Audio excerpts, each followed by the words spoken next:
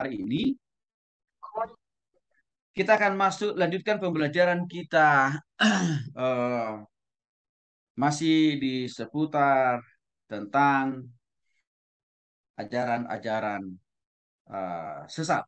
Tetapi untuk kali ini Bapak-Bapak yang dikasih oleh Tuhan Yesus Kristus, kita akan lebih banyak berbicara tentang strategi menghindari, menghadapi, dan menolong mereka-mereka yang sudah terlanjur bahkan terpapar oleh ajaran sesat itu sendiri. Sebelumnya, Bapak-Bapak yang dikasih oleh Tuhan Yesus Kristus, saya mau review sedikit tentang beberapa ajaran-ajaran sesat yang sudah kita bahas di hari-hari sebelumnya. Ya, contoh gereja, ajaran, dan persekutuan sesat yang kita bahas.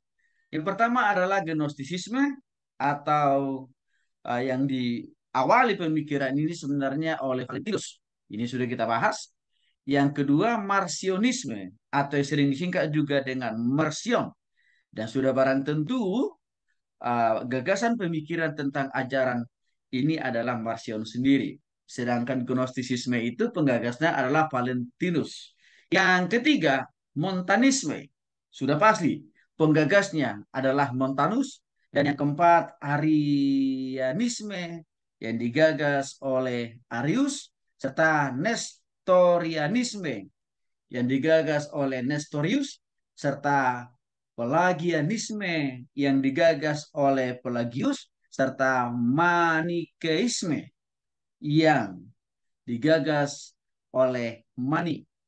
Nah, poin pertama 2, 3, 4, 5, 6, dan 7 ini lahir dan berkembang ya di zaman Alkitab PL dan PB.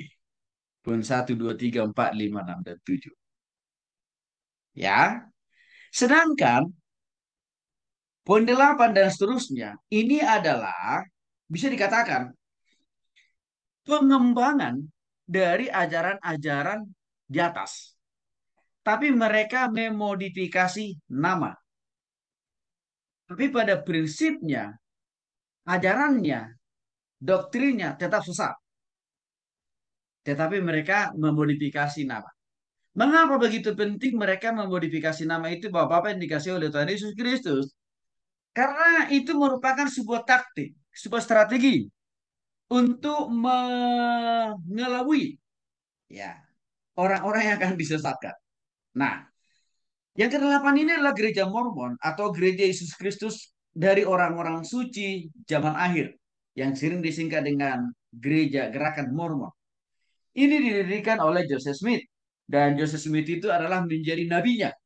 Ya, memang gereja Mormon ini mengakui Alkitab PL dan PB, tapi cilakanya gereja Mormon ini membuat kitab tambahan juga.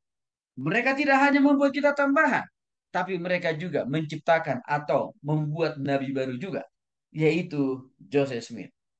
Nah, berikutnya adalah gereja Saksi Yehova. Ini sama saya katakan tadi, produknya ini juga gagasan pemikirannya ini juga sebenarnya lahir dari ajaran-ajaran yang sudah saya singgung di atas tadi. Nah, tapi waktu memproklamirkan namanya, ya di era zaman modern, ya gerakan ini, ajaran ini didirikan oleh Charles Russell dan Joseph Rutherford. Dan kita sudah bahas banyak tentang saksi Yehova di mana ajaran-ajaran mereka yang sangat bengkok atau menyimpang dari agama. Yang berikutnya adalah gereja anak Allah atau Children of God yang didirikan oleh David Brick yang juga menghalalkan poligami God bagi semua para pengikutnya. Nah, yang berikutnya yang ke-11, Gereja Christian Science atau Church of Christian Science. Ini digagas dan didirikan oleh Mary Baker Eddy. Ya, yang mereka mempertuhankan ilmu dan pengetahuan lah yang menjadi Tuhan dalam hidup mereka. Dan sampai sama juga, ya, Gereja Scientology yang didirikan oleh Ron Hubbard. Ini memang agak mirip-mirip dari gereja Christian Science. Ya, yang sama juga sebenarnya mereka lebih mempertuhankan sains atau pengetahuan. Yang berikutnya adalah produk dalam negeri. Mengapin Sibeya, ya, yang menggagas lahirnya gereja Pondok Nabi yang diawali di Bandung Selatan, tapi sekarang dia sudah pindah ke Papua. Yang berikutnya adalah Lia Eden. Ini juga adalah produk dalam negeri, Bapak-bapak, yang di mana Lia itu sendiri menobatkan dirinya menjadi Bunda Maria, lalu dia punya 5 anak menjadi nabi dan sekaligus menjadi pemimpin dari 5 agama yang ada di Indonesia. Eh, Salah satunya Nabi Isa. Diberikan dia nama itu kepada salah satu anaknya untuk memimpin orang-orang Kristen, kira-kira begitu, untuk menyelamatkan orang Kristen.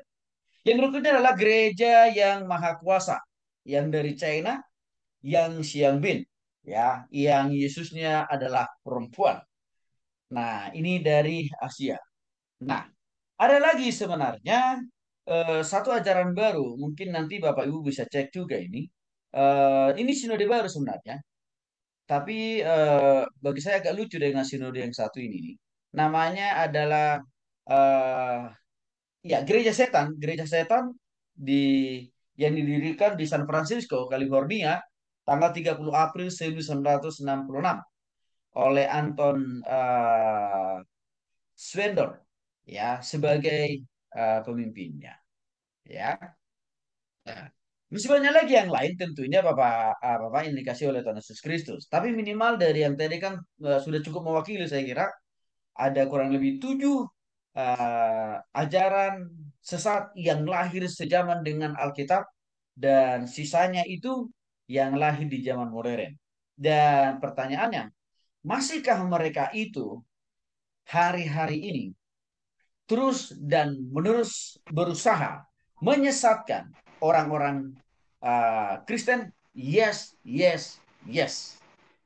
Nih, Bapak kan dikasih oleh Tuhan Yesus Kristus. Kita tahu ajaran sesat ini diibaratkan oleh Tuhan Yesus bagaikan ilalang di antara gandum.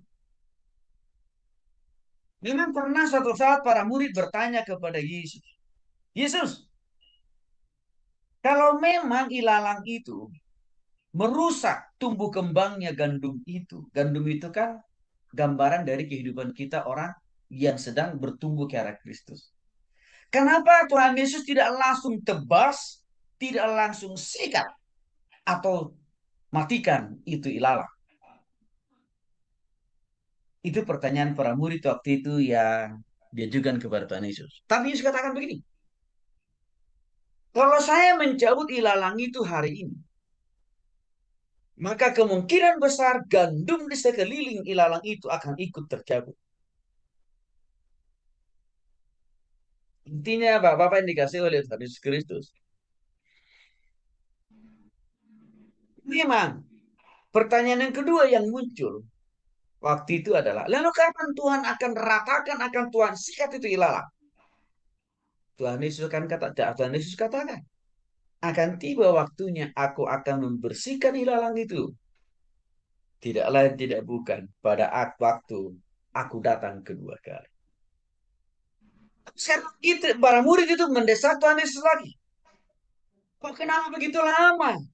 Kok kenapa harus nanti? Kok kenapa nggak sekarang? Karena kalau nggak sekarang Yesus, kata para murid nih, saya coba terjemahkan dalam bahasa yang lebih sederhana komunikasi mereka itu, Bapak. Ini makin banyak orang yang terpapar, yang tersesat. Tapi Tuhan Yesus katakan, gandum itu akan ikut serta-merta tercabut dari akarnya. Mengapa? Karena mereka belum mengakar begitu dalam. Artinya apa Bapak-Bapak yang dikasih oleh Tuhan Yesus? Kalau hari ini Tuhan Yesus langsung sikat semua itu ilalang atau ajaran sesat, iman orang-orang Kristen belum terlalu kuat kalau Tuhan langsung cabut itu semua. Jadi muncul pertanyaan, emang ada relevansinya? Ada hubungannya? Ada keterkaitan antara ilalang itu dengan gandum itu ada. Di mana keterkaitannya? Di mana relevansinya? Ilalang itu bapak-bapak tumbuh bertetangga dekat dengan gandum. Bahkan mungkin akan mereka saling bersentuhan. Itu menggambarkan bahwa kehidupan orang Kristen hari-hari ini memang masih di dalam konteks bayi rohani. Maka di dalam kebayian rohani itu, kalau Tuhan Yesus langsung sikat itu ajaran sesat, ada kemungkinan besar, namanya juga bayi rohani, akan bisa ikut juga tercabut. Akan ikut juga ikut tersesat. Lebih jauh lagi. Maka Tuhan Yesus, biar tunggu waktuku untuk menyikat itu semuanya. Sambil gandum itu semakin mengakar ke dalam, artinya apa? Bayi-bayi rohani semakin sungguh-sungguh dewasa dan bertumbuh di dalam Tuhan. Nah, Tuhan Yesus menambahkan kepada para murid, walaupun memang akan ada orang yang terpapar oleh ajaran sesat itu, tapi nggak usah khawatir. Karena aku akan tetap datang. Mengingatkan, meneguhkan, mendorong, mengevaluasi, memberikan warning kepada gandum itu aslinya saya katakan tadi adalah bayi-bayi rohani itu, orang-orang itu sedang bertumbuh rohani, untuk tetap mereka tidak pernah ikut tercabut. Walaupun ajaran sesat itu hidup dan berkembang di antara sekitaran mereka. Maka untuk itulah Bapak-Bapak yang dikasih oleh Tuhan Yesus Kristus, Tuhan mengirimkan Alkitab untuk memberikan bimbingan, arahan, dan teguran, dan koreksi, dan pagar buat kita. Sehingga di Alkitab banyak kita menemukan penjelasan yang cukup akurat. Ciri, tanda, contoh, konkret, ajaran sesat itu sendiri. Hal yang kedua yang Tuhan pakai adalah para hamba-hambanya, para pengajar, para hamba Tuhan. Untuk tidak mudah terpapar orang Kristen dengan ajaran sesat itu. Dengan demikian Bapak dikasih oleh Tuhan Yesus Kristus malam hari ini. Karena realitanya, faktanya kita tidak bisa menghindari ajaran sesat itu. Karena mereka hidup di antara kita. Ya. Dan mereka juga bersinggungan dengan kita. Bahkan hari-hari ini, media sosial mereka luar biasa mempergunakannya. Menyesatkan orang lain. Maka, untuk itu perlu kita malam hari ini, bagaimana strategi menghindari, menghadapi, dan menolong mereka yang sudah terlanjur terpapar dengan ajaran sesat itu sendiri. Mari kita lihat di Alkitab kita, Bapak-Bapak. Yohanes pasal 3 ayat 1 sampai dengan ayat yang ke-6. Boleh Pak Ramsis dibacakan buat kita ya Pak. Yohanes 3 ayat 1 sampai 6. Sebentar ya Pak. Yohanes 3 ayat 1 sampai 6.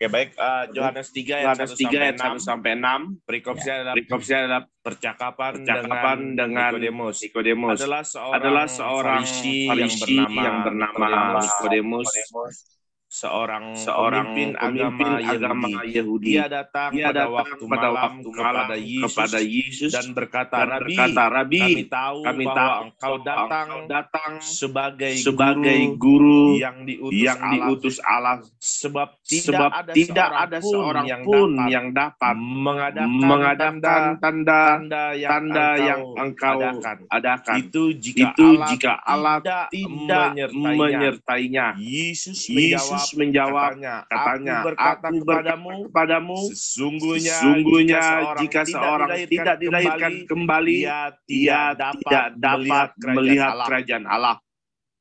Kata Nikodemus kepadanya, bagaimana mungkin seorang dilahirkan kalau ia sudah tua? dapatkah ia masuk kembali ke dalam rahim ibunya dan dilahirkan lagi? Jawab Yesus, aku berkata kepadamu, sesungguhnya jika seorang tidak dilahirkan dari air dan roh, ia tidak dapat masuk ke dalam kerajaan Allah. Apa yang dilahirkan dari daging adalah daging, dan apa yang dilahirkan dari roh adalah roh. Demikian firman Tuhan. Baik, terima kasih Pak. Bapak-Bapak dikasih oleh Tuhan Yesus Kristus, dalam pengalaman saya selama 23 tahun lebih, berhadap-hadapan langsung dan tidak langsung dengan ajaran sesat, salah satu yang menjadi penyebab utama, gampangnya, mudahnya, rentannya, kita orang Kristen terpapar dengan ajaran sesat, karena pertobatan atau kelahirbaruan itu masih sangat minim dialami oleh orang Kristen. Ini yang menjadi soal utamanya. Ini yang menjadi penyebab pertama dan yang utama. Minimnya pertobatan atau kelahirbaruan orang-orang Kristen. Kalau kita melihat lebih dalam tadi Yohanes pasal 1, Yohanes pasal 3, ayat 1 sampai 6, Bapak yang dikasih oleh Tuhan Yesus Kristus. Di situ diceritakan bahwa Tuhan Yesus bertemu dengan seorang namanya Nikodemus. Siapa nih Nikodemus? Dia adalah seorang Farisi dan dia adalah pemimpin agama Yahudi. Kalau kita mau coba dalami latar belakang, ya, pengetahuan, pengalaman, jam terbang daripada Nikodemus sangat luar biasa. Di mana luar biasanya? Yang pertama dikatakan dia adalah seorang Farisi. Kita tahu orang Farisi itu adalah orang yang sangat terkenal di dalam kitab-kitab Perjanjian Baru. Mengapa? Karena orang-orang Farisi ini sangat fasih, hafal, menguasai seluruh isi Alkitab. Dan mereka-mereka inilah yang seringkali ya berkonflik dengan Tuhan Yesus waktu Tuhan Yesus berjumpa dengan mereka di dalam setiap waktu dalam pelayanan Tuhan Yesus. Artinya, Bapak-Bapak yang dikasih oleh Tuhan Yesus Kristus, kita lihat perjumpaan pertemuan orang Farisi dengan Tuhan Yesus, walaupun mereka paham, walaupun mereka fasih, walaupun mereka menguasai seluruh isi Alkitab di dalam kepala itu Bapak-Bapak, tidak juga mereka mengenal Yesus dan mempercayai Yesus sebagai Tuhan dan Juru Selamat. Lebih cenderung mereka menolak dan menolak serta memusuhi, dan ujung daripada penolakan dan juga tindakan-tindakan mereka yang selanjutnya lakukan adalah penyaliban, kan Bapak-Bapak? Ini memberikan sebuah pengertian. Seorang yang paham isi Alkitab luar dalam tidak langsung secara otomatis mudah mempercayai Yesus sebagai Tuhan dan Juru Selamat. Bahkan dia cenderung kalau dia belum bertobat belum lahir baru, melawan Yesus seperti dilakukan oleh orang-orang Farisi dengan cara apa? Membunuh, menggantung, menyalibkan sampai mati dan nah, kadang-kadang banyak orang Kristen berpikir kalau saya menguasai seluruh isi Alkitab, maka saya sudah akan pasti tidak akan mungkin terpapar dengan ajaran sesat. Salah. Karena tonggak penolakan terhadap ajaran sesat itu bukan karena kita pasif hafal kuasai seluruh isi Alkitab, tapi karena pertobatan kita, karena kelahirbaruan kita lah yang menjadi tonggak awal yang pertama dan yang utama untuk melawan ajaran sesat itu sendiri.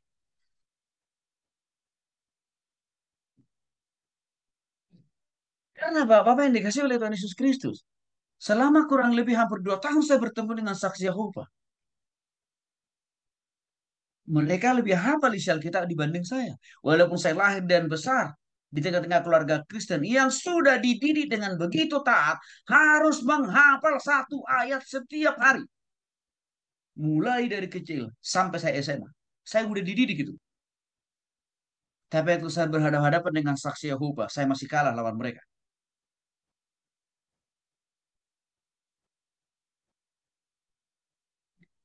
Artinya, Bapak-Bapak dikasih oleh Tuhan Yesus Kristus, saya bisa akhirnya melawan saksi ajaran saksi Yehova, saksi Yehova, Itu karena pertobatan saya dan kelahiran yang sudah saya alami kepada Kristus. Ya, 30 tahun yang lalu.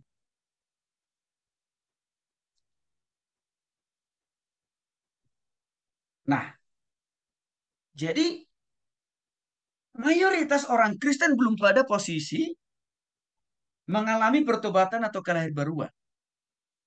Sehingga inilah yang menjadi sebab utama dan yang pertama, ajaran sesat itu melihat bahwa masih ada peluang yang cukup luas, yang begitu besar. Mereka lihat, ajaran mereka masih bisa, ya, masuk, menyusup ke dalam hati dan pikiran orang Kristen karena masih sangat minim pertobatan, karena masih sangat minim kelahiran di kalangan orang Kristen. Artinya masih lebih banyak orang Kristen itu hanya hafal isi Alkitab, tapi tanpa pertobatan, tanpa kelahiran. Rajin berdoa, rajin ibadah, rajin baca Alkitab, rajin melayani Tuhan. Tapi itu hanya sekedar aktivitas rohani. Sehingga ajaran sesat itu merasa, wah ini kita punya pangsa pasar konsumen yang sangat begitu terbuka luas. Karena kalau kita sudah mengalami perjumpaan, pertobatan atau kelahiran, kita juga berkata bahwa roh yang ada di dalam diri kita jauh lebih besar dari roh apapun yang ada di dunia ini. Yang artinya, kalau kita sudah sungguh-sungguh bertobat tidak memang secara pribadi atau lahir baru, kita kan memiliki roh Allah. Dan tidak ada roh yang lain yang lebih besar daripada roh Allah, yaitu Roh Kudus. Sehingga, ini yang saya katakan tadi. Waktu kita sudah mengalami kelahiran baru, ada roh Allah dalam diri kita. Maka waktu ada roh-roh penyesat datang dari luar sana, maka roh Allah atau Roh Kudus yang ada dalam diri kita akan berikan kita hikmah, bijaksana, kasih kuasa untuk menolak ajaran sesat itu.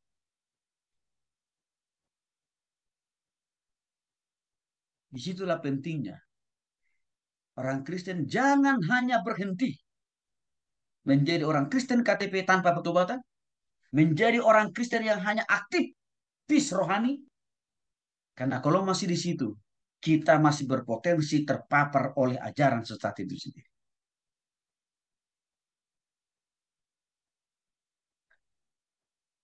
Apa yang dikasih oleh Tuhan Yesus Kristus, inilah persoalan utamanya.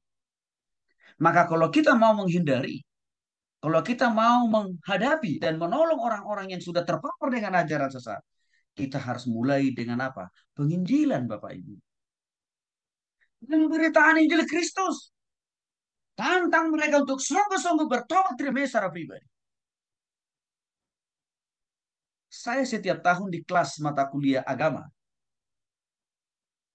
yang saya mengajar di beberapa perguruan tinggi negeri dan swasta, saya pasti akan mendapatkan mahasiswa saya yang sudah terpapar dengan ajaran sesat. Dan kemarin, pertemuan kami kedua baru terbongkar. Ada mahasiswa saya dari salah satu perguruan tinggi, X lah. Rupanya dia pengikut saksi Yehova. Dan rupanya dia dan orang tuanya sudah lama jadi pengikut saksi Yehova. Maka setelah saya tahu itu Bapak-Bapak, apa yang saya lakukan? Saya tantang dia bertobat di secara pribadi. Karena hanya itu yang bisa mengeluarkan roh sesat itu dari dalam dirinya. Hanya itu salah satunya yang akan menjadi kekuatan bagi dia untuk menengking dan melawan kuasa-kuasa roh penyesat itu. Maka biasanya Bapak-Bapak yang dikasih oleh Tuhan Yesus Kristus, setelah mereka selesai ikut kuliah agama dengan saya, biasanya tobat mereka. Biasanya tobat. Dan bahkan ada sebagian dari antara mereka berkata, Pak Tony, saya baru tahu Pak, bahwa saya sudah bertahun-tahun dan keluarga saya ikut ajaran sesat Pak. Tapi setelah Bapak kasih tahu, setelah Bapak ajarin, setelah Bapak bimbing saya bagaimana caranya bertobat terima Yesus, pengalaman rohani itu membuat saya sadar dan bertobat. Lalu mereka bilang, saya sudah tidak lagi ikut dengan mereka Pak. Bapak yang dikasih oleh Tuhan Yesus Kristus, inilah yang pertama yang harus kita lakukan.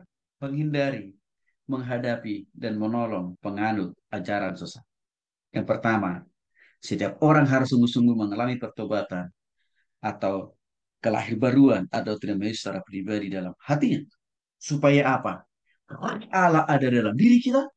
Sehingga kalau roh Allah itu ada dalam diri kita, tidak ada lagi roh yang lain yang lebih besar yang bisa menguasai kita. Sebab roh Allah yang amat dan sangat berkuasa itu sudah ada dalam diri kita, yaitu roh kudus. Dan roh kudus yang dalam diri kita itu akan berikan kita kuasa. Membedakan, ini ajaran benar atau ajaran sesat. Mana ini ajaran sesat atau ajaran benar? Termasuk juga.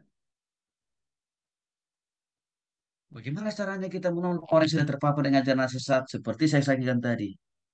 Lakukan penginjilan.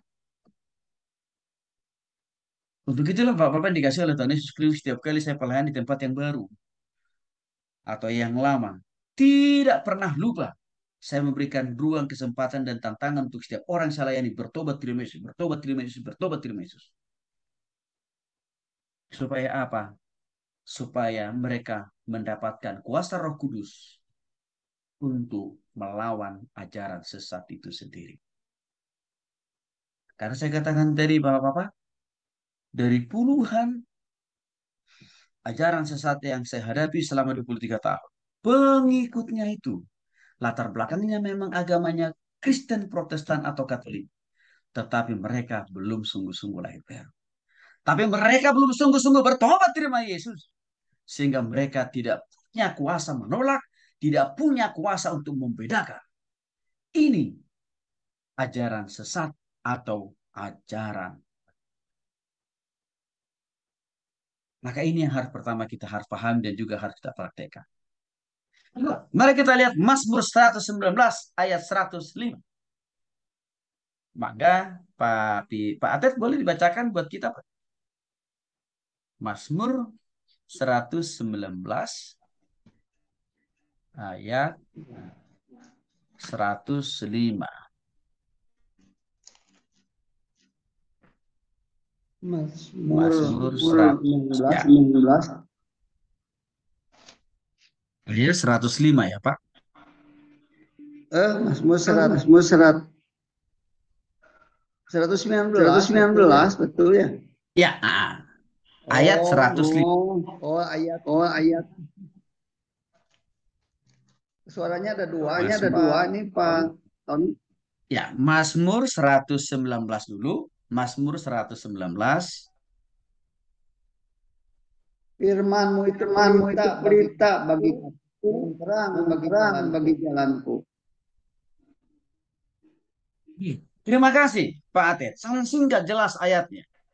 Di dalam Mazmur 119 ayat 105 tadi. Bapak yang dikasih oleh Tuhan Yesus Kristus. Sangat jelas dikatakan di sana. Firman-Mu pelita bagi kakiku, terang bagi jalan. Cara yang kedua, ya, untuk menghindari dan menghadapi dan menolong mereka yang sudah terpapar dengan ajaran sesat. Memang kita perlu membekali diri, ya, menambah pengetahuan kita, ya, dan juga perlu memiliki komitmen dan kesetiaan untuk belajar Alkitab dengan benar. Jangan asal-asalan baca Alkitabnya. Orang Farisi, mereka asal-asalan baca Alkitabnya. Sehingga mereka menganggap hanya PL yang menjadi firman perjanjian baru enggak. Maka mereka tolak Tuhan Yesus kan Bapak Ibu Bapak kan. Maka sini saya katakan, kita tidak boleh hanya sekedar asal-asalan belajar firmannya. Kita tidak boleh hanya ala kadarnya belajar firman Tuhan. Tapi perlu kesetiaan, komitmen, konsistensi untuk apa? Belajar mendalami Alkitab dengan benar. Mengapa? Karena banyak orang Kristen tidak belajar Alkitab dengan dalam dan benar. Akibatnya apa? Ajaran sesat itu melihat, ini konsumen kita nih banyak nih. Karena mereka tahu orang-orang Kristen itu mayoritas tidak sungguh-sungguh mendalami, membaca, melakukan Alkitab dengan benar. Itu masalahnya. Sehingga mereka melihat kita masih punya konsumen. Kita masih punya potensi untuk menyesatkan banyak orang. Karena pemahaman Alkitabnya masih sedikit. Udah sedikit, salah pula. Begitu kan Allah ya. Udah salah. Ya, praktek hidupnya bengkok pula. Kan kira-kira begitu. Kenapa penting kita komitmen untuk belajar Alkitab dengan benar, serta setia mempelajarinya, melakukannya, ya supaya pengetahuan kita bertambah. Tapi tidak hanya bertambah pengetahuan kita saja, tapi juga pengetahuan kita yang makin bertambah benar akan membawa dampak juga dalam pertumbuhan dan kedewasaan rohani kita yang juga makin benar. Untuk kita lihat Mazmur 119 ayat 105 itu berkata, firmanmu itu pelita. Pelita itu artinya suluh ya, penerang, lilin, pelita. Bagi kakiku dan terang bagi jalan. Nah, orang-orang Kristen yang mudah terpapar dengan ajaran sesat adalah orang-orang Kristen yang malas belajar Alkitab, malas membacanya, malas merenungkannya, malas mendalaminya, malas mempraktikannya. Sehingga akibat dari kemalasan-kemalasan itu, pengetahuannya tidak bertambah. Pemahamannya, pengenalannya terhadap Tuhan tidak makin bertambah benar, tapi makin bertambah bengkok. Sehingga waktu ada ajaran-ajaran sesat yang coba menampilkan satu kehidupan yang lebih baik, ajaran yang lebih menarik di kuping, wah udah langsung, iya puji Tuhan, haleluya, puji Tuhan, haleluya, puji Tuhan, haleluya. Padahal dia sedang tersesat.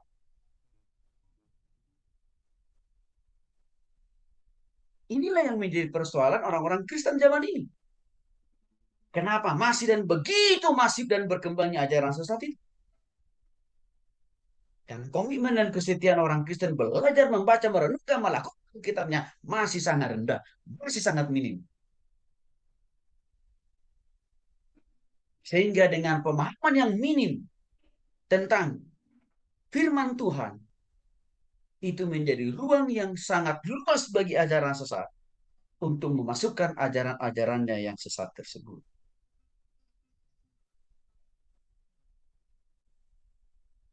Saya jadi ingat waktu pengalaman melakukan konseling ulang, penginjilan ulang terhadap para pengikut Mengapin Siboya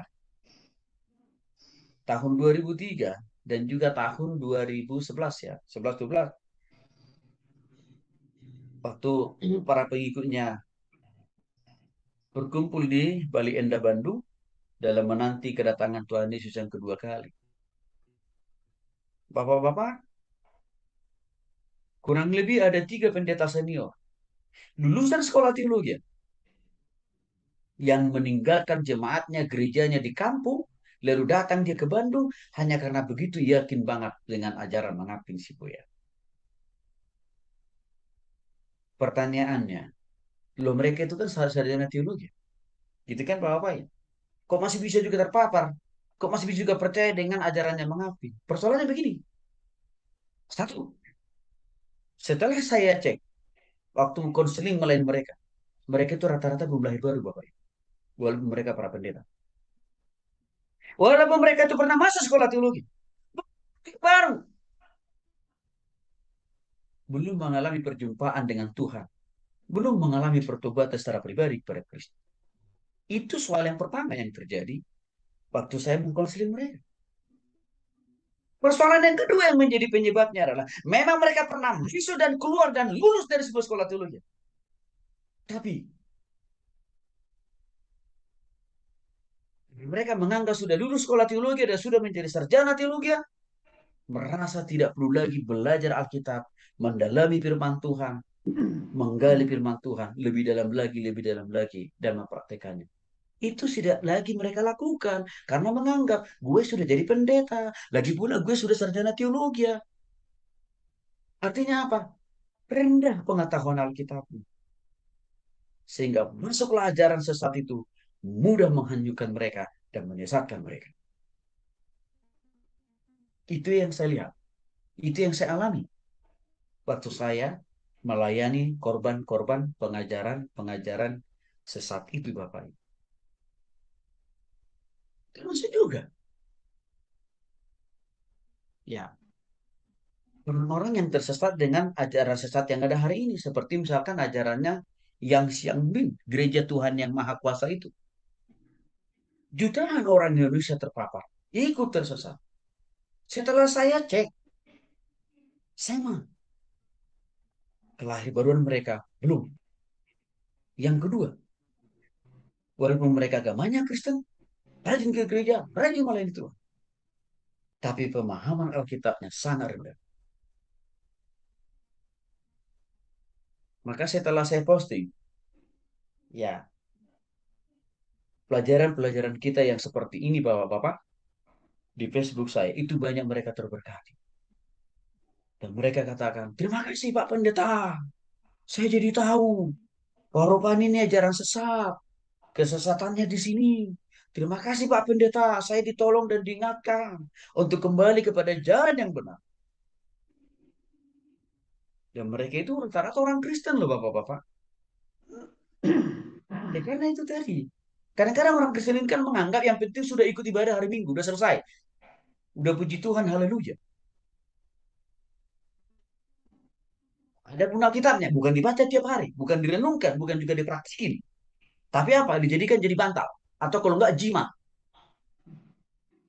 Ya, Alkitab itu juga jadi jimat Bapak-Bapak. Caranya gimana? Ya, supaya setan tidak datang menghampiri rumahnya, kan gitu ya, tidak mengganggu tidurnya, maka bantal apa? Maka Alkitab itu ditaruh di bawah bantal. Itu kan Alkitab bukan untuk jimat, Bapak-bapak. Alkitab itu dibaca, direnungkan, dilakukan. Bukan ditaruh di bawah bantal supaya dia jadi jimat, bukan.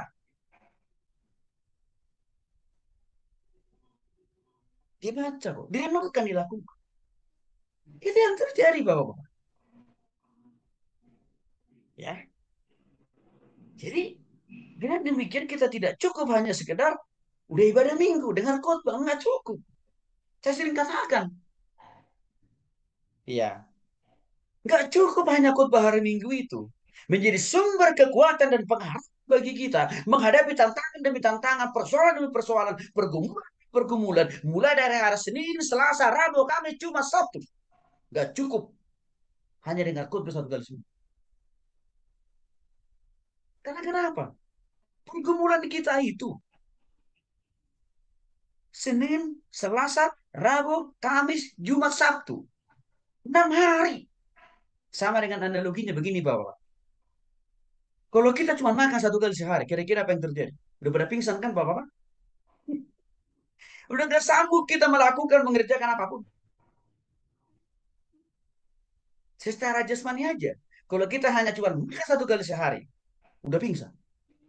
Udah lemes. Udah lesu. Sama halnya. Kalau kita hanya mendapatkan asupan makanan rohani, hanya satu kali seminggu. Bagaimana mungkin bisa kita kuat dan teguh menghadapi tantangan, persoalan, dan pergumulan dari hari Senin sampai dengan hari Sabtu? Maka asupan makanan rohani itu penting. Bukan hanya di hari Minggu, tapi setiap hari. Maka untuk itulah kita perlu membaca, merenungkan firman Tuhan. Dengan apa? Saat teduh. Ditambah lagi dengan kita belajar Alkitab lebih dalam setiap malam Selasa seperti ini. Udah makin keren tuh. Sehingga apa? Waktu hari Senin kita ada saksi Yehova datang. Udah langsung kita bisa menanggal. Karena kenapa? Kita belajar Alkitab tiap hari. Kita bersatu teduh tiap hari. Ditambah hari Senin kita mendalami Alkitab. Nah itu yang saya lihat. Orang Kristen merasa cukup berpuas diri dengan ibadah hari Minggu. Dengar khotbah hari Minggu. Padahal ajaran sesat itu sekarang Bapak yang dikasih oleh Tuhan Yesus bukan hanya mereka nggak datang di hari Minggu. Karena mereka tahu kalau kita datang di hari Minggu nggak efektif. Mereka datang dari hari apa? Senin, Selasa, Rabu, Kamis, Jumat, Sabtu. Ya. Juga apa? Mereka juga mengajarkan, ya, menyiarkan ajaran mereka lewat media sosial.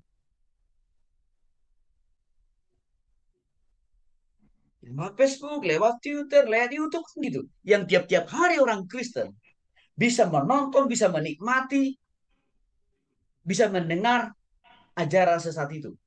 Sehingga saya katakan tadi, kalau hanya di hari Minggu baca firman Tuhan, bagaimana dia bisa membedakan ajaran sesat yang dia tonton dalam YouTube hari ini benar atau tidak? Kalau hanya cuma memodalkan dengan firman Tuhan hari Minggu, nggak cukup. Maka disinilah saya lihat maksud daripada Tuhan Yesus. Saya sudah singgung tadi di atas, yang mengatakan kepada para murid, ya, biarlah ilalang itu untuk sementara waktu tetap tumbuh di antara para gandum itu sendiri. Itu salah satu maksud Tuhan Yesus. Jadi artinya apa? Masifnya ajaran sesat itu yang disebut dengan bahasa Alkitab dalam Injil Matius ilalang. Dan kita itu adalah orang percaya adalah gambaran daripada gandum. Itu justru mendorong kita untuk apa? Sungguh-sungguh mendalami, memahami Alkitab dengan benar. Dan juga apa? Mempraktekannya gitu maksudnya. Karena kalau itu langsung dicabut, dan ilalang itu langsung dicabut, disapu oleh Tuhan Yesus, disikat oleh Tuhan Yesus, kemungkinan besar orang Kristen akan malas baca Alkitab. Akan malas mendalami Alkitab. Karena apa? Menganggap tidak ada tantangan kan Bapak Ibu, Bapak-bapak. Maka terus kata, biarlah dulu sementara waktu ilalang itu tumbuh bersama dengan gandum itu. Saya lihat, walaupun ajaran sesat itu begitu luar biasa, mereka menyiarkan ajaran mereka melalui media sosial. Tapi ada hal positif yang saya lihat. Hal positifnya apa? Ada pertumbuhan, ada kerinduan orang-orang Kristen sekarang ini untuk mendalami Alkitab dengan benar. Itu saya lihat itu. Itu saja. Salah satu contoh saya katakan tadi waktu saya posting, lalu mereka dengar, lalu mereka tonton, lalu mereka katakan, aduh, Pak Pendeta terima kasih, terima kasih, terima kasih. Yang ketiga, 1 Tesalonika 5 ayat 21, boleh Pak Ridwan bacakan buat kita ya Pak. 1 Tesalonika 5 ayat 21. 1 Tesalonika 5 ayat 21. Kita mau melihat cara yang ketiga, menghindari, menghadapi, dan menolong mereka yang sudah terpapar dengan ajaran sesat.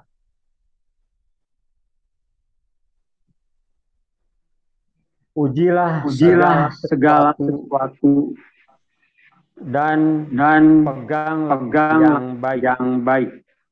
Baik, terima kasih Pak Ridwan. Ujilah segala sesuatu dan peganglah yang baik. Apa yang bisa kita pahami, apa yang bisa kita maknai dari 1 Tesalonika 5 ayat 21 dalam hubungannya dengan strategi menghindari dan menghadapi dan menolong mereka yang sudah terpapar dengan ajaran sesat. Tuhan mau mengingatkan kita, hei orang-orang Kristen, hei orang-orang percaya, jangan hanya percaya membabi buta. Kan itu kira-kira ya Bapak ya. Terhadap setiap ajaran atau khotbah yang kau dengar, terhadap setiap ajaran atau khotbah yang kau tonton atau yang kau lihat langsung, jangan langsung percaya membabi buta. Apa maksudnya percaya dengan membabi buta? Percaya membabi buta itu artinya apa? Tanpa melakukan pengujian, tanpa mengkritisi, tanpa bertanya. Arti, maksud, dan tujuan dari sebuah ajaran atau khotbah. Tidak boleh, kata Tuhan. Harus kamu uji.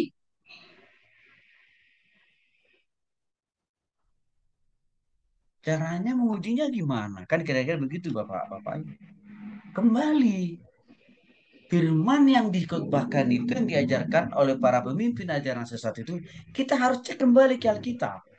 Benar nggak itu dikatakan dalam Alkitab? Contoh, waktu Yang Xiang Bin berkata bahwa dia adalah inkarnasi daripada Yesus yang datang kedua kali ke dunia ini, ya, kita harus menguji. Kita harus melakukan cek and recheck terhadap Alkitab. Apakah memang ya ada kemungkinan Yesus yang datang kedua kali ini perempuan?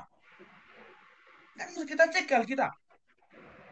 Kita katakan, enggak.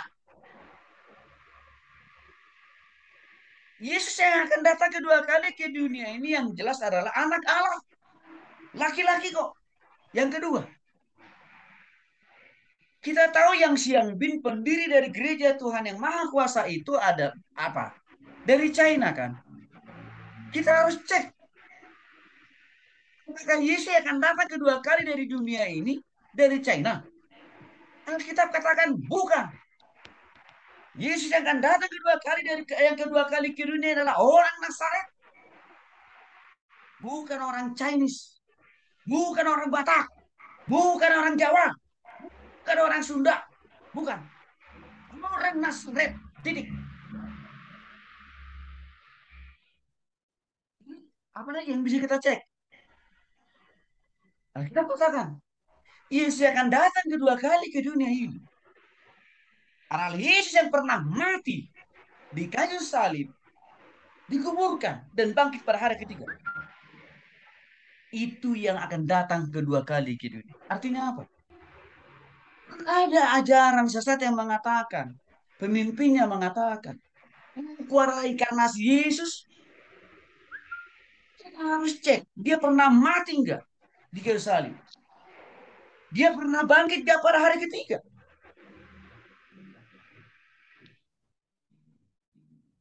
Kan gampang, Bapak-Bapak. Tapi kan ada masalah lain. Kalau orang Kristen tidak memahami Alkitabnya, nggak mungkin bisa menguji kan, Bapak-Bapak? Nggak mungkin bisa membandingkan ajaran pemimpin ajaran sesat dengan Alkitab. Karena kenapa? Pengetahuan Alkitabnya minim, rendah. Maka tadi di poin yang kedua, nggak ada pilihan. Kita harus mendalami, kita harus menguasai, kita harus menghidupi, kita harus mempraktekkan firman Tuhan itu. Karena dengan cara itu, kita bisa menguji. Ini ajarannya ini benar, sehat atau tidak.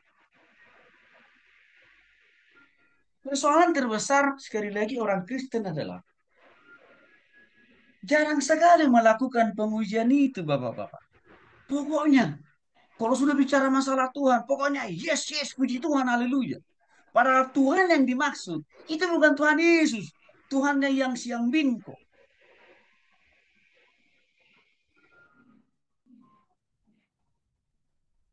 Bapak-Bapak dikasih oleh Tuhan Yesus Kristus.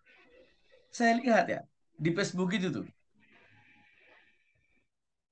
Gereja Tuhan yang Maha Kuasa yang dipimpin oleh Xiang Xiang Bin itu, mereka buat banyak grup-grup Facebook. Ya. Dan biasanya ciri-cirinya, mereka itu tiap-tiap hari tidak ada henti-hentinya untuk mengutip ayat-ayat Alkitab dari Alkitab kita. Untuk memberikan kata-kata penghiburan dan dorongan. Jadi saya lihat foto profilnya Bapak Ibu, Bapak ya, foto-foto Tuhan Yesus gitu. Nah setelah saya telusuri, banyak orang Kristen tidak begitu percaya gitu aja. Langsung amin, amin, amin. Puji Tuhan, haleluya gitu. Karena mereka tidak menelusuri lebih jauh latar belakang orang yang memposting ayat Alkitab itu. Enggak mereka telusuri. Maka saya biasanya langsung masuk, langsung saya tembak 12 pas. Saya bilang begini, hey, kalau Alkitab, kenapa kau masih pakai Alkitab kami untuk menyesatkan orang sih? Pakai aja Alkitabmu. Saya tahu kau, Tuhanmu itu bukan Tuhan Yesus Kristus yang ada dalam Alkitab kami. Tapi Tuhanmu itu adalah Yang Xiang Bin kan saya bilang. Biasanya langsung kabur. Nah, jadi itu saya katakan tadi, Orang Kristen itu tidak melakukan pengujian itu gitu loh, Bro. Langsung ya amin puji Tuhan. Haleluya gitu. Padahal kita katakan, ujilah segala sesuatu. Jangan gampang percaya. Jangan mudah mengatakan, ya puji Tuhan, haleluya, amin, praise the Lord. Padahal Yesusnya yang lain kok. Harus diuji. Cara mengujinya tadi memang kita harus punya pengetahuan Alkitab yang dalam. Maka saya bersyukur Bapak-Bapak tetap masih punya kerinduan kita belajar seperti ini. Karena dengan belajar seperti ini saya cukup yakin Bapak-Bapak makin punya wawasan pengetahuan Alkitab yang dalam dan hidup kita makin bertambah benar dan itu menjadi kekuatan bagi kita menghadapi, menghindari, menolong mereka yang sudah terpapar dengan ajaran-ajaran sesat itu.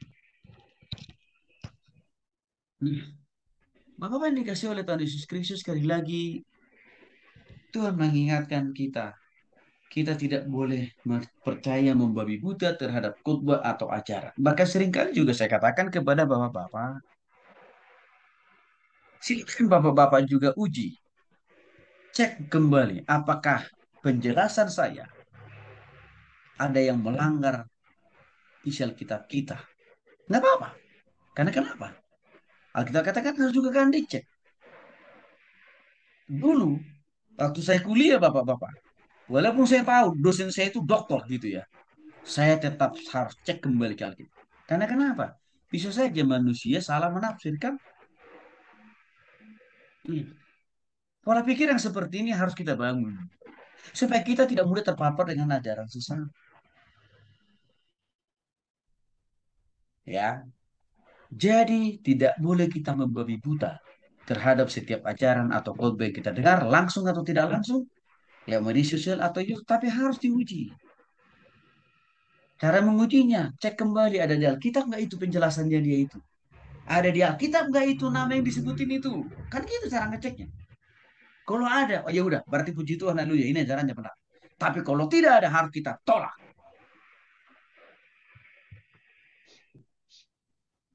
Contohnya misalkan, mana prinsip gue ya? 2 kali dia menobatkan Tuhan Yesus datang yang kedua kali. Tapi gagal kan? Kita harus cek ke Alkitab. Emang ada yang bisa tahu nggak kedatangan Tuhan Yesus yang kedua kali? Tuhan Yesus sendiri mengatakan tidak ada seorang pun yang tahu. Hari, detik, menit, jam, hari, minggu, bulan, tahun. Nggak ada seorang pun yang tahu. Artinya apa? Berarti kalau ada orang mengatakan Tuhan Yesus akan datang hari, bulan, tanggal, di sini tempatnya itu pasti ajaran sesat. Karena kenapa? Karena itu tidak ada Alkitab. Itu salah satu contoh kita melakukan check and recheck. Contoh yang lain. Waktu gereja Children of God mengajarkan. Ya. Bahwa melakukan hubungan seks itu bagian daripada menikmati kasih karunia Tuhan. Kita langsung cek. Kan tidak ada hubungan seks bebas itu dilegalkan dalam Alkitab. Bahkan orang-orang di Sodom dan Gomora Tuhan bumi hanguskan. Karena mereka sudah hidup di dalam kehidupan seks yang luar binasa. Saksi Yehova mengatakan bahwa Yesus itu bukan Tuhan. Roh Kudus itu bukan Allah. Kita cek kembali ke Alkitab. Apa yang kita katakan jelas. Yesus itu adalah Tuhan dan Juru Selamat satu-satunya dan dia adalah Allah sendiri. Dan Roh Kudus itu juga adalah Allah itu sendiri. Artinya, oh ini ajarannya sesat. Jadi itu cara mengujinya. Walaupun saya katakan tadi Bapak-Bapak, syarat untuk bisa kita menguji, ya memang kita harus punya pengetahuan Alkitab. Yang saya katakan di poin 2 tadi, kita harus belajar konsisten mendalami Alkitab itu sendiri. Yang keempat, 2 Petrus 2 ayat 1 sampai 3. Pak Peter boleh dibacakan buat kita Pak Peter. 2 Petrus 2 ayat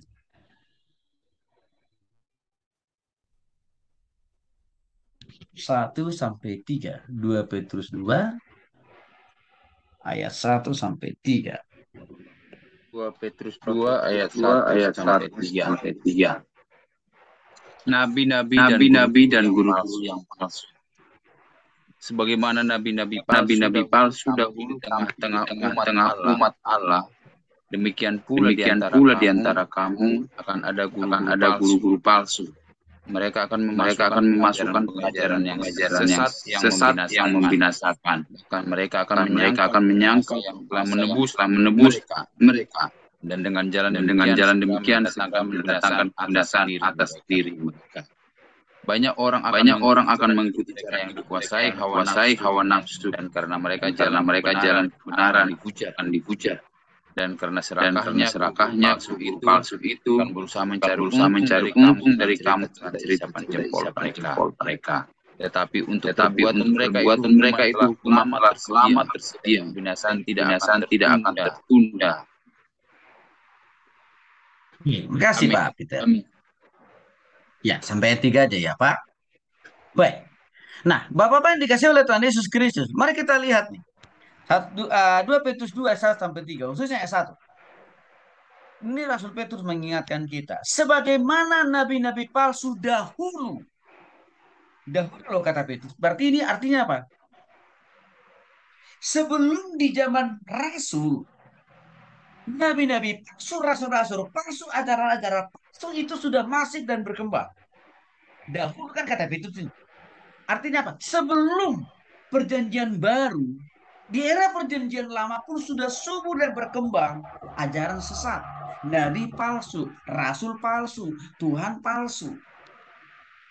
Kitab suci palsu udah subur kok. Ditambah lagi waktu di zaman Rasul Petrus. Berarti bicara masalah era perjanjian baru. Juga sudah subur dan berkembang ajaran sesat itu. Maka berdasarkan pengalaman Rasul Petrus, baik di dalam PL dan juga PB, dalam menghadapi ajaran sesat, maka dia mengingatkan kita lewat firman Tuhan dalam 2 Petrus 2 ayat 1 sampai 3 ini. Ya, hati-hati. Ini kan menarik, Petrus katakan begini. Ajaran palsu itu ada di tengah-tengah umat Allah. Oke, Bapak ya. Artinya apa? Ini kan real. Ajaran sesat itu kan memang ada yang di mereka sasar adalah orang-orang Kristen juga kan Bapak-bapak. Itu masuk Rasul Petrus di tengah-tengah umat Allah. Bahkan latar belakang mereka mungkin juga agamanya Protestan atau Katolik, tapi mereka belum sungguh-sungguh bertobat atau belum sungguh-sungguh lahir baru, itu aja bedanya. Ya. Mereka seringkali memakai Alkitab kita menjadi alat atau strategi untuk apa? Mempengaruhi orang lain. Karena kalau langsung mereka memakai kitab, mereka kan langsung kelihatan, langsung kentara perbedaan isinya kan Bapak-Bapak kan. Maka nggak mungkin mereka lakukan itu sebagai awal pendekatan. Yang biasa mereka lakukan itu adalah memakai, memanfaatkan, menyalahgunakan Alkitab kita. Itu biasanya mereka pakai. Ya. Tapi tujuan mereka tidak lain tidak bukan untuk memasukkan pengajaran mereka yang sesat. Supaya kita apa? Terpengaruh dan ujungnya percaya. Setelah kita percaya apa? Kita dibinasakan. Di bawah jauh daripada Tuhan. Di bawah jauh supaya tidak masuk surga. Dan kalau ditanya apa sih motivasi mereka, buat apa untungnya buat mereka menyesatkan kita kan begitu kan Bapak-Bapak kan? Nggak usah jauh-jauh. Yang pertama, masalah urusan keuangan.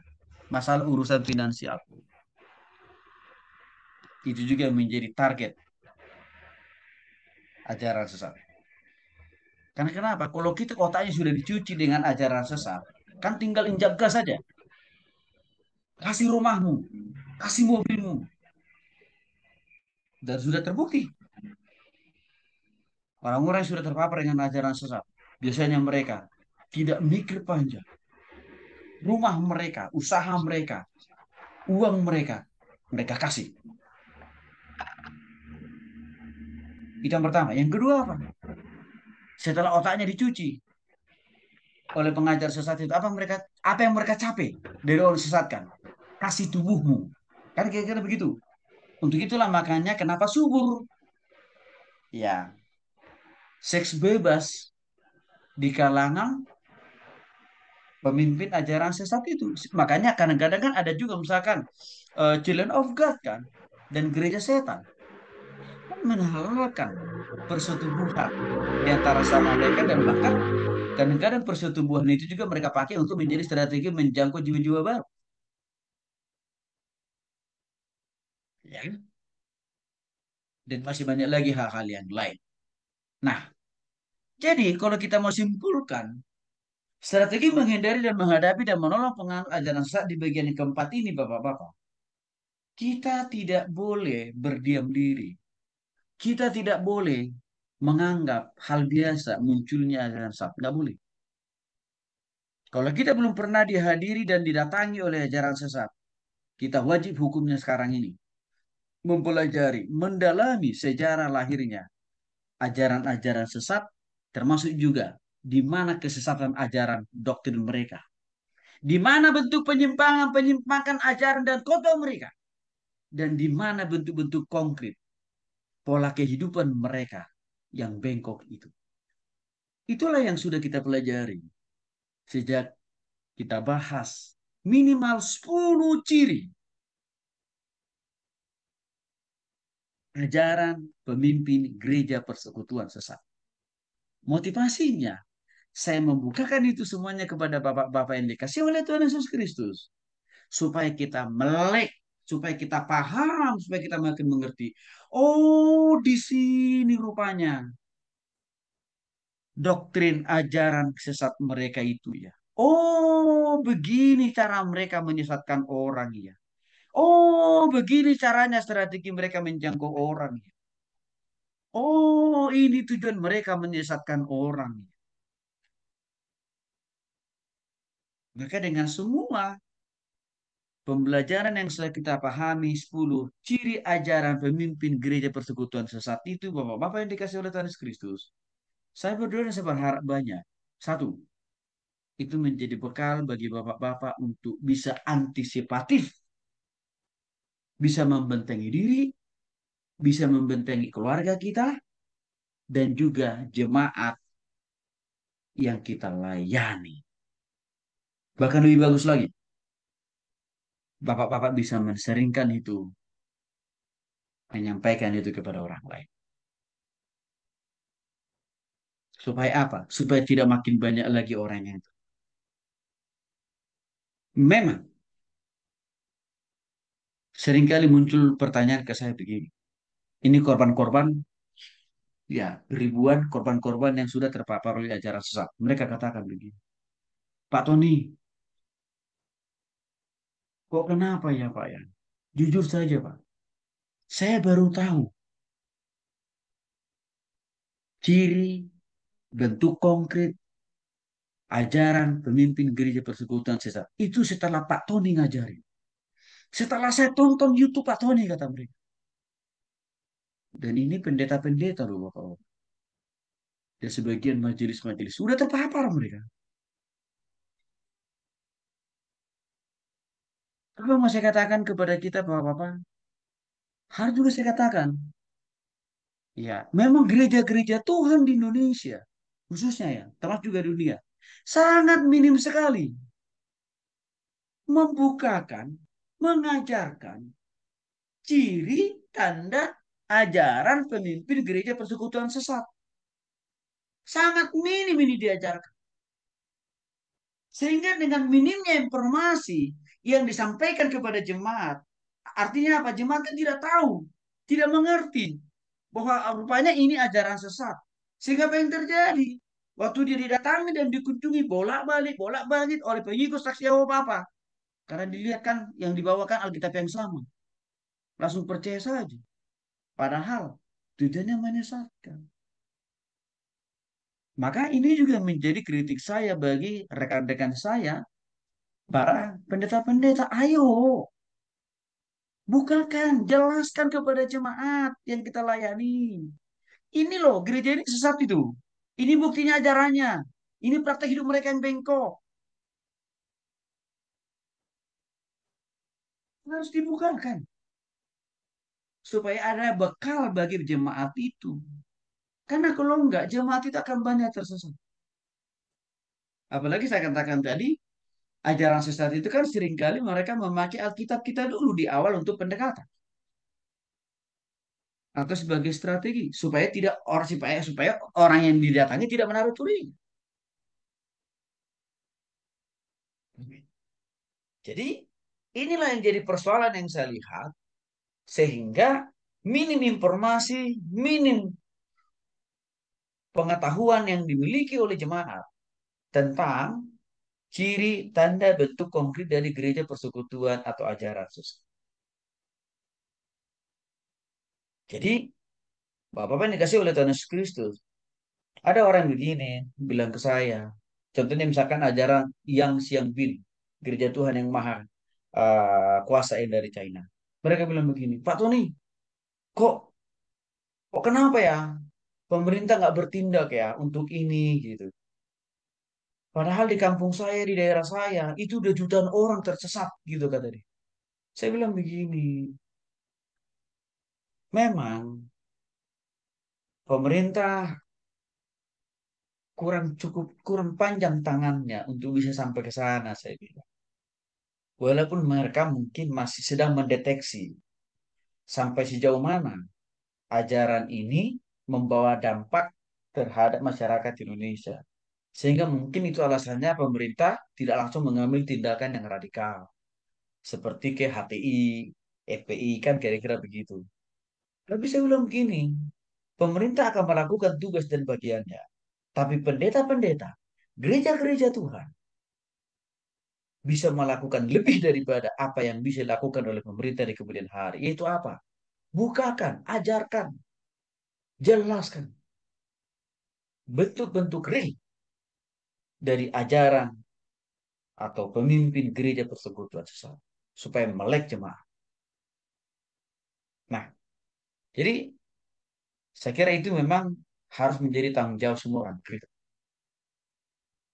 Yang kelima, Yakobus pasal 5 ayat yang ke-16. Boleh Pak Ramsis dibacakan lagi buat kita Pak. Yakobus 5 ayat 16.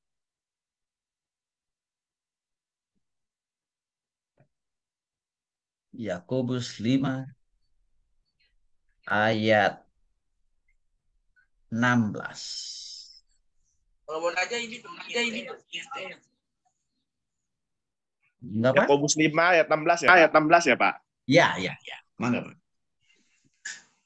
Ya, bentar Pak.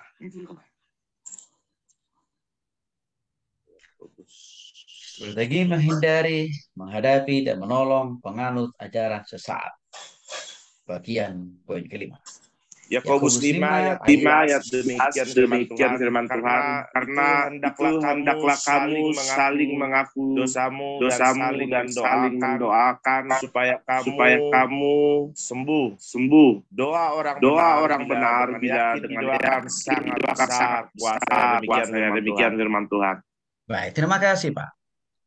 Yang kelima sekaligus yang terakhir.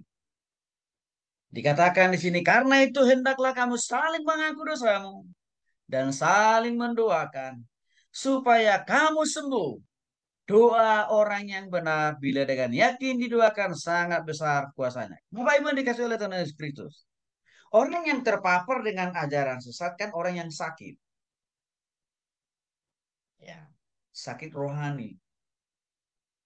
Tapi juga mereka itu sakit juga dalam hal pengetahuan. Udah sakit roh. Jadi yang pertama dimulai dari sakit rohani sebenarnya. Karena mereka belum sungguh-sungguh bertobat. Belum sungguh-sungguh lahir baru kan Bapak-Bapak ya. Itu membawa akibat terhadap penyakit pengetahuan. Jadi karena minimnya pengetahuan Alkitab yang benar, yang dalam, sehingga mudah ajaran sesat itu merasuk ke dalam pikiran. Dan yang ketiga, setelah pertama tadi sakit rohani, ya sakit pengetahuan, juga apa? Sakit praktek hidup. Artinya,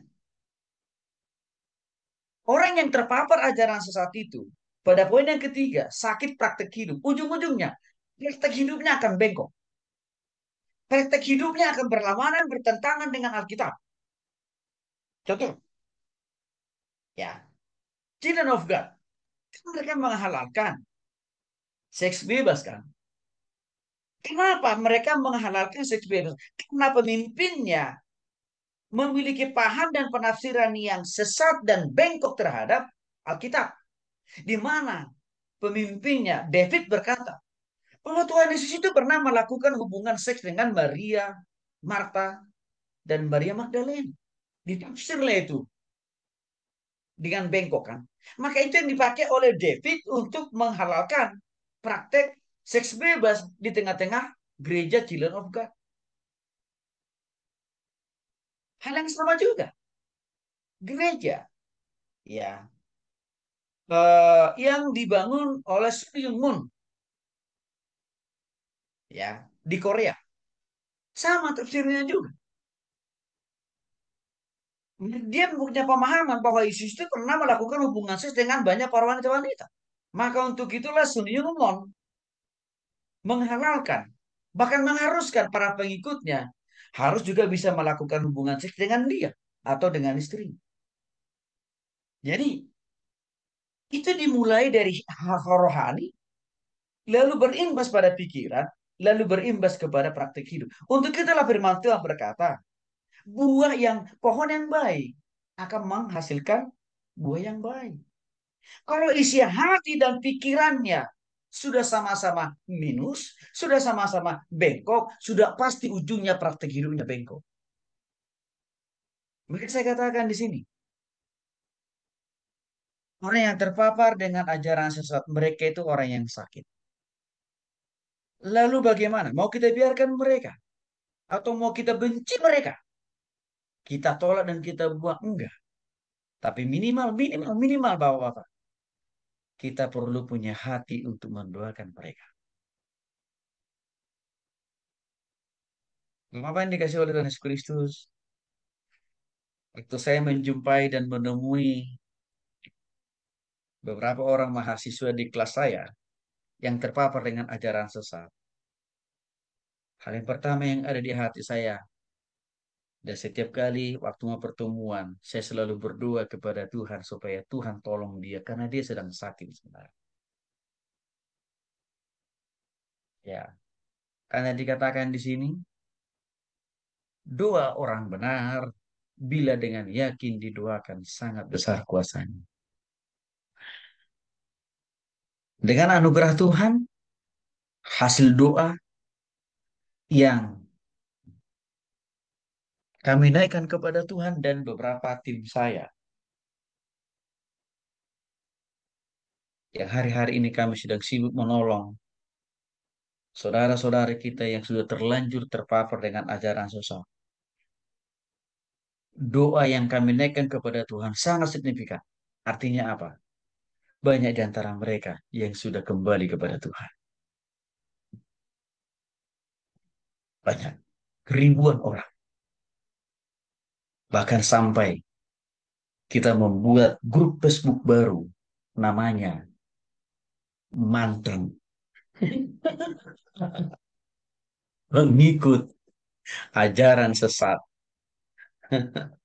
yang sudah bertobat kepada Tuhan. Bapak, itu saya punya grup itu di Facebook. Ada kurang lebih 3 grup itu. Dan orangnya lebih dari 1.000 orang dalam satu grup. Intinya begini. Sebenarnya orang-orang yang tersesat ini kan orang-orang yang perlu kita kasihi sebenarnya. Sebab karena mereka itu kan belum sungguh-sungguh bertobat. Belum sungguh-sungguh lahir baru. Karena mungkin juga gerejanya, pendetanya tidak menolong, tidak mengajar mereka pentingnya bertobat dan lahir baru kan. Bahkan mungkin juga gerejanya tidak memahami pentingnya lahir baru, cilaka lagi tuh. Kan begitu. Yang kedua, ya, mereka yang tersesat ini kan mereka yang minim pemahaman pengetahuan Alkitab. Karena bisa saja pemimpinnya, pendetanya, gerejanya tidak mengajarkan mereka seperti kita Seperti ini kan Bapak-Bapak. Sehingga apa? Waktu datang ajaran dari luar langsung ya dan amin kan gitu. Sehingga apa? Mereka tidak punya banyak pengetahuan untuk menguji setiap ajaran itu sesuai dengan firman Tuhan. Ada di Alkitab atau tidak. Di sisi lain, mereka juga sangat buta tentang informasi sehubungan dengan ciri, tanda, konkret, dan dampak negatif dari ajaran sesat itu sendiri. Maka kita perlu mengasihi mereka, minimal mendoakan. Apa yang dikasih oleh Tuhan Yesus Kristus? Saya berdoa. Strategi menghindari dan menghadapi dan menolong pengaruh ajaran saat yang sudah kita bahas minimal ada 5 poin. Ini menjadi bekal buat kita, tapi juga ini bisa kita pakai untuk menolong orang-orang sekitar kita. Tuhan Yesus memberkati.